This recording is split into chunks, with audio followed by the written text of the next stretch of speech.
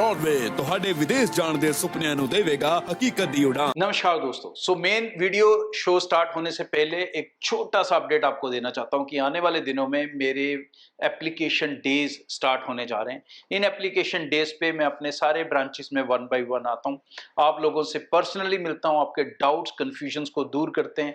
चाहे आपने अभी ब्रॉडवे के साथ अप्लाई करना है या कहीं और से भी अप्लाई करना है या ऑलरेडी ब्रॉडवे के साथ अप्लाई किया हुआ और किसी तरह की भी आप दिक्कत फेस कर रहे हैं, तो आप मेरे साथ पर्सनली मिल सकते हैं। अपनी अपॉइंटमेंट्स टीम से बनाना शुरू कर दें और अपनी डाउट्स और कंफ्यूजन्स को लेकर रेडी हो जाएं। एक बार टीम से प्री कंसल्ट कर लें और फिर टेंशन फ्री होकर ब्रॉडवे के साथ एप्लीकेशन डे पे अप्लाई कर लें। Thank you. नमस्कार दोस्तों, मैं अमरजीत ब्रॉडवे इमिग्रेशन सर्विसेज से लगातार कोशिश इस चैनल के जरिए ऑस्ट्रेलिया स्टडी वीजा को लेके लेटेस्ट अपडेट आपसे शेयर करें। यहाँ पर सब जानते हैं आज की डेट में कि ऑस्ट्रेलिया में इस समय जो वीजा सक्सेस रेट है वो काफी ज्यादा हाई चल रहा है। यूनिवर्सिटीज के अंदर ये सक्सेस रेट तकरीबन 80 to 90% है और कोई दिक्कत वीजा लेने में नहीं आ रही। वहीं अगर हम कॉलेजेस की बात करें तो वहां पर भी 60% 70% वीजा एक्सेप्ट हो रहे हैं, बच्चों को सक्सेसफुली मिल रहे हैं। तो कैसे प्रोफाइल्स हैं जो ये वीजा हासिल कर सकते हैं, ये जानना बहुत इंपॉर्टेंट है, क्योंकि गलत प्रोफाइल्स के साथ अगर आप कोशिशें करते रहोगे तो मोस्टली आप एक लूट का शिकार बनोगे। लेकिन अगर आप अपने प्रोफाइल को समझ लोगे तो आपके लिए ये रास्ता आसान हो जाएगा। तो बाकी की वीडियो में बहुत ध्यान से समझें। पहले बात करेंगे 10+2 स्टूडेंट्स की, कॉलेज के लिए क्या प्रोफाइल चाहिए, यूनिवर्सिटी के लिए क्या प्रोफाइल चाहिए। फिर हम बात करेंगे मास्टर्स वाले स्टूडेंट्स की, कॉलेज में क्या प्रोफाइल चाहिए, यूनिवर्सिटी में क्या प्रोफाइल चाहिए। और उसके बाद ओवरऑल फाइनेंशियल स्टेटस क्या होना चाहिए जिसके अंदर आप वीज़ा ले सकते हैं। तो सबसे पहले अगर हम +2 स्टूडेंट्स की बात करें और बात करें यूनिवर्सिटीज़ की, तो यहाँ पर स्टूडेंट का कम से कम जो +2 का स्कोर है वो 65% होना चाहिए। और ख़ासकर जो उसके कोर सब्जेक्ट हैं, जैसे फॉर एग्जांपल कॉमर्स स्टूडेंट है तो business, accounts, economics, non medical है, फिजिक्स, केमिस्ट्री, मैथ, इन कोर सब्जेक्ट के अंदर हर एक में 65% मार्क्स होने चाहिए।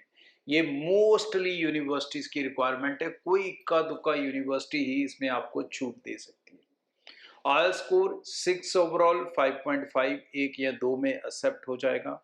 पीटी स्कोर 52 ओवरऑल, 52 ईच आराम से एक्सेप्ट हो जाएगा। ये आपकी पढ़ाई के हिसाब से रिक्वायरमेंट है और गैप यहाँ पर बिल्कुल नहीं चलेगा, सिर्फ 2025 ही एक्सेप्ट हो। वहीं अगर हम कॉलेजेस की बात करें ऑस्ट्रेलिया के अंदर, तो यहाँ पर गैप आपका 1 साल का एक्सेप्ट हो सकता है। मतलब इसमें अभी भी 2024 पास आउट स्टूडेंट और 2025 पास आउट स्टूडेंट दोनों में से कोई भी अप्लाई कर सकते हैं।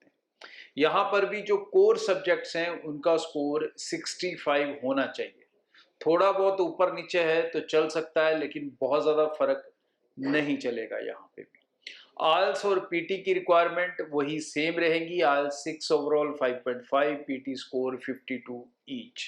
इसी के साथ आप अपना वीज़ा सक्सेसफुली ले सकते हैं।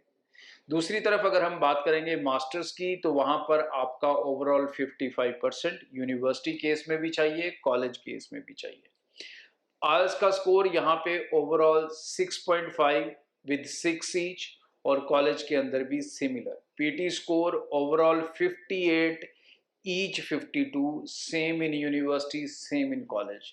गैप 5 साल, 7 साल, 8 साल चल सकता है, वो कोई बड़ा मसला नहीं है ग्रेजुएट स्टूडेंट्स के लिए। और स्पाउस भी जा सकेंगे सिलेक्टेड प्रोफाइल्स के अंदर। और स्पाउस जाने के लिए स्पाउस का ग्रेजुएट होना भी ज़रूरी है और शादी का 1 साल पुराना होना भी ज़रूरी है। ये 2 चीज़ों का आपको खास ध्यान रखना होगा। ये कॉमन चीज़ें हैं जो पढ़ाई को लेकर चाहिए। उसके बाद है फाइनेंशियल स्टेटस। फाइनेंशियल स्टेटस में यहाँ पे स्पॉन्सरशिप चल सकती है, लेकिन सिर्फ 30% तक। मतलब 70% जो फंड्स हैं और इनकम है वो पेरेंट्स की होनी चाहिए, मदर, फादर या बच्चे की खुद की। और इसी तरह से 30% आप किसी भी ले सकते हो, ताया ताई, चाचा चाची, मामा मामी, बुआ फूफा, ग्रैंड पेरेंट्स, नाना नानी, दादा दादी, किसी का भी चल सकता है। और ये जो आपको इनकम चाहिए, ये चाहिए 15 लाख तकरीबन 1 साल की टोटल डाल के, जिसमें 70% आपकी हो सकती है, 30% किसी रिलेटिव की हो सकती है। लेकिन टोटल 15 लाख की कम से कम ITRs होनी चाहिए पिछले 3 साल की। और जो फंड्स हैं, फंड्स आप कैलकुलेट कर लो, रफली कोई 30 लाख के आसपास अमाउंट, 35 लाख के आसपास चाहिए होगी।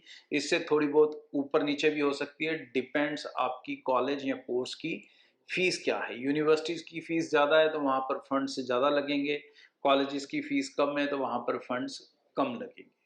तो इन चीज़ों का अगर आप ध्यान रख लोगे दोस्तों, तो आप ऑस्ट्रेलिया का वीज़ा इस समय ले सकते हो। बहुत सारे बच्चे कनाडा के अंदर बहुत सारे कोशिशें कर रहे हैं वीज़ा लेने की, बट सक्सेस नहीं मिल पा रही, क्योंकि पॉलिटिकल रीज़न से इस समय जो वीज़ाज़ हैं वो निकारे जा रहे हैं। तो ये बच्चे जो वहाँ पर अपना प्रोफाइल बार बार ख़राब कर रहे हैं, अगर उनमें से कोई बच्चे इस प्रोफाइल में फिट होते हैं तो उनको ऑस्ट्रेलिया की अपॉर्चुनिटी इस समय छोड़नी नहीं चाहिए। आगे भी आने वाले दिनों में लेटेस्ट अपडेट आपसे शेयर करता रहूँगा। ऑस्ट्रेलिया को लेके आप ब्रॉडवे टीम से मिल सकते हैं, क्योंकि ब्रॉडवे से अप्लाई करेंगे तो एक बड़ा बेनिफिट आपको मिलेगा कि आपको सारे पैसे देने हैं वीज़ा लगने के बाद। Thank you. छोटा सा अपडेट आपको देना चाहता हूं कि आने वाले दिनों में मेरे एप्लीकेशन डेज स्टार्ट होने जा रहे हैं। इन एप्लीकेशन डेज पे मैं अपने सारे ब्रांचेस में 1 बाय 1 आता हूं, आप लोगों से पर्सनली मिलता हूं, आपके डाउट्स कन्फ्यूजन्स को दूर करते हैं। चाहे आपने अभी ब्रॉडवे के साथ अप्लाई करना है या कहीं और से भी अप्लाई करना है, या ऑलरेडी ब्रॉडवे के साथ अप्लाई किया हुआ और किसी तरह की भी आप दिक्कत फेस कर रहे हैं, तो आप मेरे साथ पर्सनली मिल सकते हैं। अपनी अपॉइंटमेंट्स टीम से बनाना शुरू कर दें और अपनी डाउट्स और कन्फ्यूजन्स को लेकर रेडी हो जाएं। एक बार टीम से प्री कंसल्ट कर लें और फिर टेंशन फ्री होकर ब्रॉडवे के साथ एप्लीकेशन डे पे अप्लाई कर लें। Thank you. ब्रॉडवे ਤੁਹਾਡੇ ਵਿਦੇਸ਼ ਜਾਣ ਦੇ ਸੁਪਨਿਆਂ ਨੂੰ ਦੇਵੇਗਾ ਹਕੀਕਤ ਦੀ ਉਡਾਨ।